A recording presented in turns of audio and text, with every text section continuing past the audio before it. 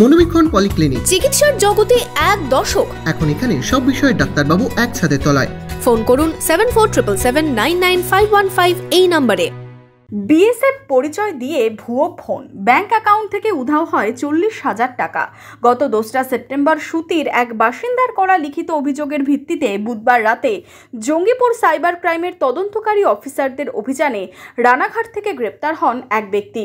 ধৃতের নাম শুভজিৎ বল্লভ, নদিয়ার বাসিন্দা বলে জানা যায়। ধৃতের কাছ থেকে উদ্ধার হয়েছে 3টে মোবাইল, 10টি সিম কার্ড, 14টি ব্যাংকের এটিএম, 20টি চেকবুক, একটি ওয়াইফাই ডিভাইস এবং নগদ 15,000 টাকা।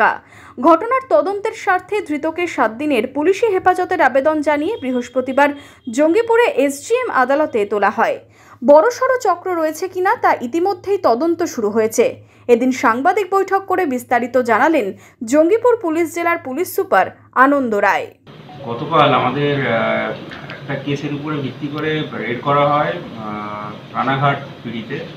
সেখানে একজন আসামিকে অ্যারেস্ট করা হয় এবং অনেক সিম কার্ড আপনারা দেখতে পাচ্ছেন, অনেক সিম card, debit card, ATM card, bank chequebook, bank passbook এগুলি রিকভার করা হয়।